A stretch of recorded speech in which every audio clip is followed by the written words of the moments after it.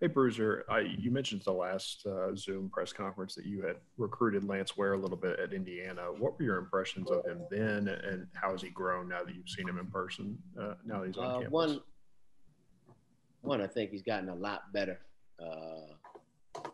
Actually, a little bit taller, actually, also too. So, but I remember going to watch him as a junior, and in the game, he shot all 3-point shots.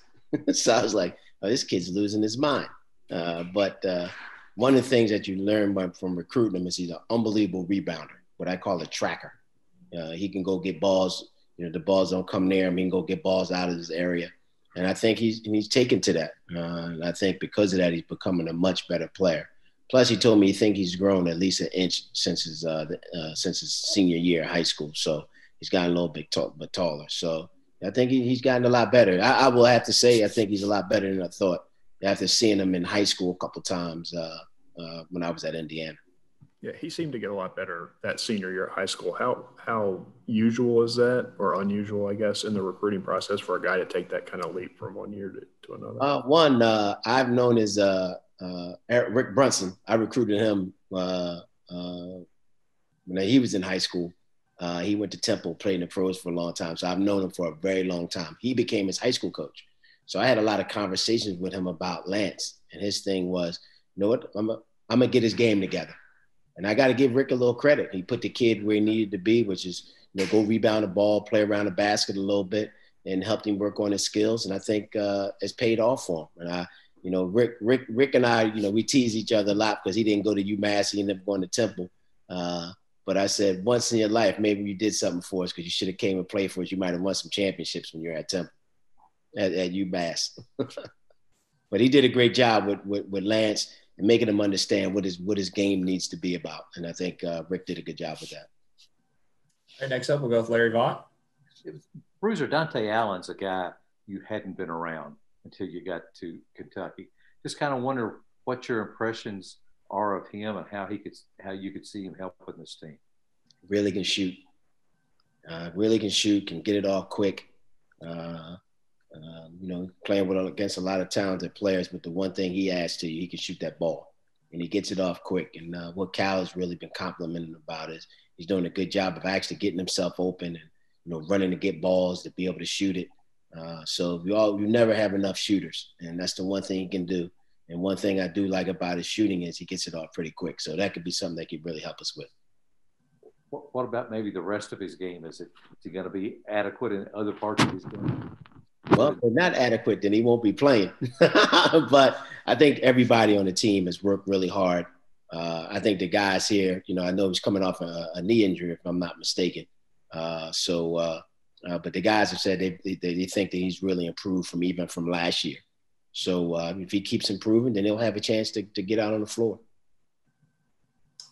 All right, next up, we'll go Jerry Tipton with the Lexington Herald Leader. Okay, I think I'm unmuted. Bruiser, how about Terrence Clark? What sort of an impression has he made on the coaches so far?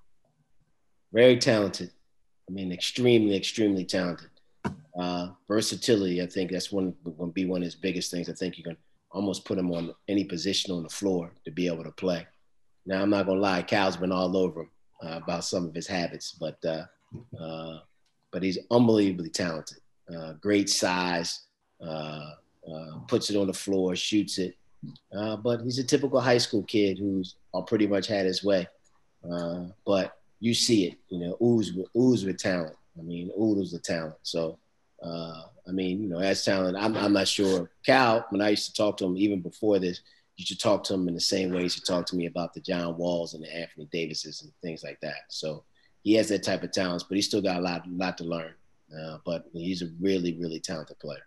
What can you elaborate a little bit on the habits, as you say that? Typical kid in high school, dominated. Sometimes we'll look after the little things. Got to take care of the small things. And anybody who's been around Cal knows he sort of takes care of those types of things for you. So he makes sure you look after those types of things. That's why those guys become good players. All right, Maggie Davis with WLEX, you got next. Hi, Coach. The players last week talked a lot about the shot blocking that's been going on in practice, and then Coach Cal mentioned it in the video he put out last night as well. What have you seen from the defense so far? And do you like putting that level of expectations out there right now? I don't, but this is my first time being at Kentucky, so I don't know how it's really going in the past, but the shot blocking is good. It's tough around the rim. Isaiah Jackson and Sarr and Lance. I mean, it's not easy sledding around the basket. I know Cal is big on shot blocking. I know when you have a rim protector, he takes away a lot of mistakes. And I think we got a few of them. So I can see why everybody's excited about our rim protection this year, and the guys will be able to be out there to rim protect. So, but like I said, they erase a lot of mistakes, and you see it in practice. If you go in there, no matter who it is, guys can go get the ball. All right, next up we'll go with John Wong. Go ahead, John. Hey, Bruiser. I know with the COVID-19 protocols in place, it's hard to compare program to program, but in the short time that you've been here at Kentucky, what are some of the things that stand out about the program itself as compared to some of the other places that you've been? Well, one, I've never been I won't say I've never been. And only time I've ever been in a situation like this is when I went from UMass to Drexel, where I've never coached anybody that played the year before. So, pretty much you got a brand new team. That's the one thing that sort of shocks me a little bit. You really have one player that you're returning. I've never had that in my career, no matter where I've been. Now you got to coach these guys. Usually when you have some guys returning, you have a couple guys who help the young guys out, calm them down when they start getting a little silly, things like that. So I think that for me, that's been the biggest adjustment. Like, man, pretty much everybody out here is absolutely brand new to the program and to college basketball itself. So to me, I think that's probably been the biggest thing. And I talk to Cal about that all the time. I said, I don't know how you do it. You know what I mean? When you're dealing with young kids, they get silly, they giggle, you know what I mean? All those things like that. And you're dealing with that all the time, and you got to put them together. I don't care how talented they are, they're still kids, and they act like it sometimes. So you got to deal with that. But I think that's probably the biggest thing right there, is in how youthful the players are out there.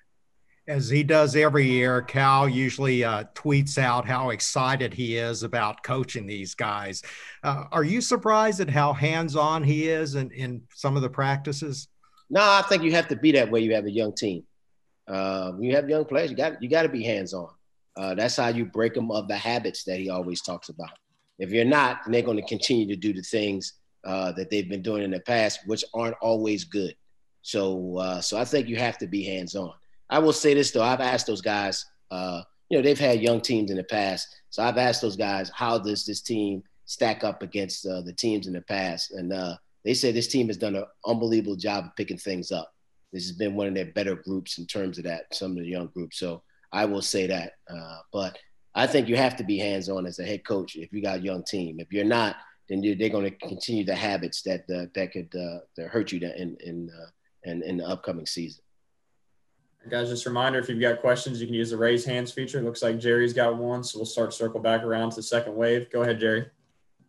Yeah, Bruiser, we kind of think of you as replacing Kenny Payne, and he was associated with working with the bigs.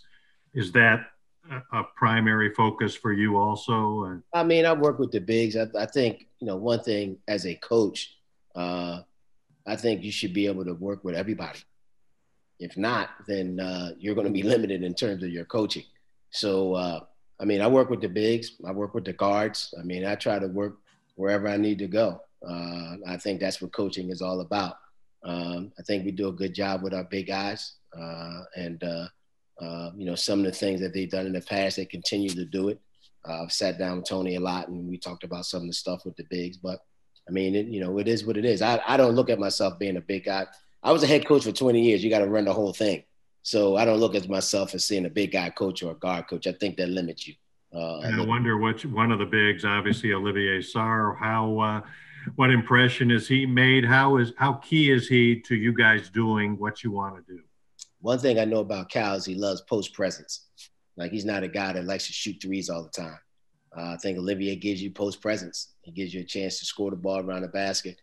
He's very highly skilled. So he's just not a back to the basket player. He can play out on the floor. He can shoot threes. So offensively, I think he gives you a big guy that can give you some versatility, whether it's around the basket or away from the basket. So I think he's very talented in that way. So I think he's gonna be a big deal. And like I said, I know for a fact Cal likes to post the ball as much as you shoot a ton of 3-point shots in college basketball nowadays. Cal believes if you don't have post presence, you're a little bit of a fraud. So we need that, and I think Olivier is going to give us that. All right, Larry Vaught, we'll come back to you. Yeah, could you just talk a little bit about B.J. Boston and what your impressions have been of him so far, Bruiser? Unbelievable finisher. Now, he really started because of his finger, so he hasn't been in as many practices. But one of the things I've seen is an unbelievable finisher around the basket, can really score the ball. So I've been really impressed with that. It's been a little limited because he still has the finger injury going on a little bit. So he's not in every single thing, but last couple of days he's been in it. And one thing you see about him is how he finishes the ball, finishes in scoring. And then the same maybe with Devin ask you, what have you thought of him? I will say this, in my short period of time, he's one of the hardest working kids I've ever been around. And I've been doing this for a minute. And kid goes hard on every rep. And he gets in there, he puts his time into the gym. And I've been around some guys that do it. And this kid, he's up there. So, his energy is unbelievable. He's one of those kids that I always say once in a while, you guys say, hey, man, have a seat, sit down and rest yourself. Don't run yourself into the ground. But unbelievable work ethic. Unbelievable work ethic. All right, John Wong, we'll come back to you. Yeah, Bruiser, you mentioned about shooting.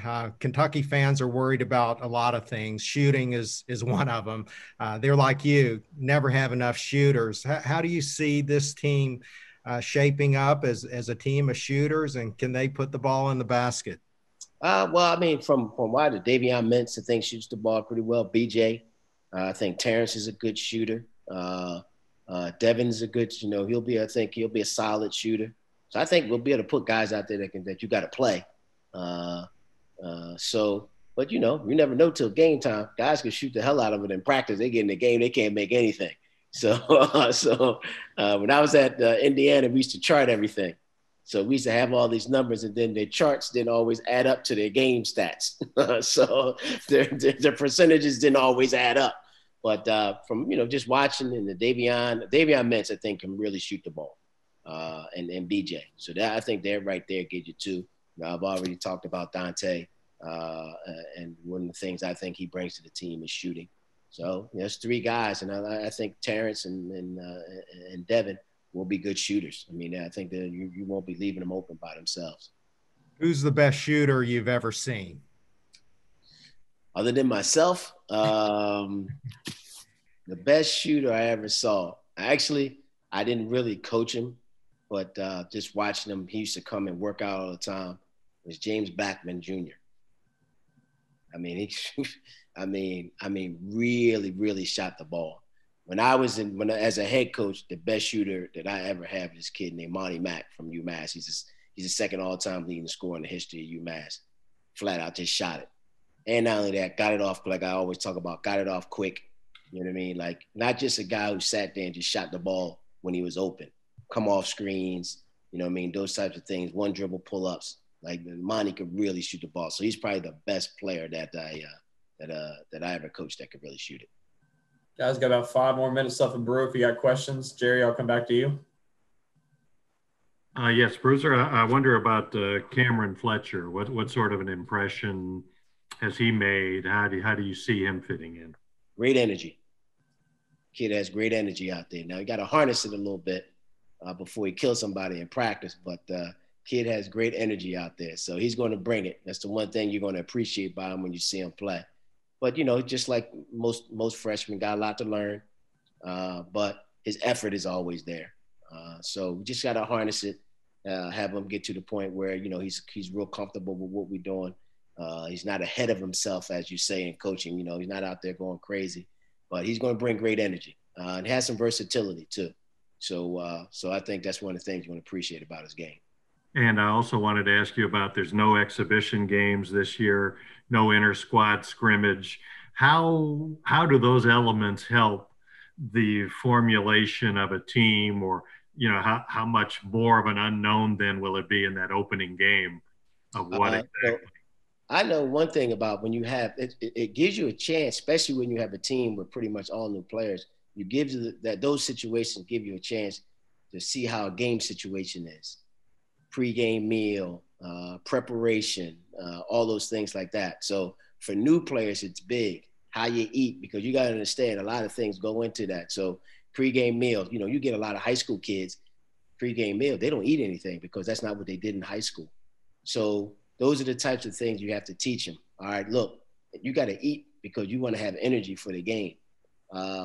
This is what our prep is before the game, watching film, breaking the other team down. So when you have those scrimmages and you have those exhibition games, it gives you a chance to teach the young guys that. So now you're not going to have that. We'll probably simulate it ourselves, I'd imagine, in doing that. But when you have those types of things, I know as a head coach, like, it was big for our young guys. Pay attention in the walkthrough. You know what I mean? This is what they're going to be going through tomorrow. They don't usually go through those things as high school players. You know what I mean? So those types of little things like that really help. It's going to be interesting in not having them to be able to do those this year. But so I guess you try to simulate it as best you can. All right, Larry Vaughn, we'll come back to you, and then Maggie, I'll go to you. Bruce, could you just talk a little bit about Isaiah? You've talked about him as a shot blocker. What about other parts of his game? How has he developed offensively, and how have you been pleased with what he's done? I mean, you do what you do best, and one thing he does is rebounds and block shots. And I think he has a little bit of ways to go with his offense, but I think he continues to get better because he works at it. Great athlete. And I remember watching him as a high school player. Always played with great energy, but I didn't think he was a layup maker, a finisher around a basket. But he's getting a lot better at that. But he's doing what he does well, which is block shots and rebounds the ball. Unbelievable length. So I think he's going to be not a good defensive player, a really good defensive player. Guys, great feet. So I think the sky's the limit for him. I think he got a chance to be pretty good, but he's a work in progress offensively. I think he shoots the ball a little bit better than I thought he did as a high school player. But I think he got a chance to be really, really good. Thank you.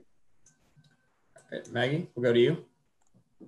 Coach, you mentioned there's something about sort of pregame meals and getting the guys ready for the games. A couple of weeks ago, Terrence Clark was talking to us about his pregame meals, and he mentioned apple juice, Swedish fish, candy, and a lot of sweets and stuff like that. And so I was just, sort of wondering what you think about that sort of routine, and if that's something you're going to want to change, or if the sugar rush is the way to go for Terrence. You're definitely going to want to change it, because that sugar rush becomes a 5-minute spurt, and then you're dead. But I mean, those are the things you learn as a freshman. I remember myself, I never ate as a high school player before the game. So I remember my first meal as a college, and back then they didn't eat we used to eat steaks before the game, believe it or not. But they were like, yo, you gotta eat. I was like, I don't need that. Man, I mean, after about 5 or 6 minutes of being out there, you're calling for a sub. And your energy, not only your energy for that game, but going forward. I mean, you lose it. You know what I mean? You just don't, you start to lose your energy going forward. So you got to take care of yourself, both physically, and eating and sleeping is a big part of that. So like I said, it goes back to your high school stuff. You got away with that in high school. You're not getting away with that in college. So his diet is definitely going to be a big difference. All right, guys, I think that's we're coming up on 11:20 here in just a moment, so we'll go ahead and end it there. I want to thank Bruiser for joining us today. I think you guys all know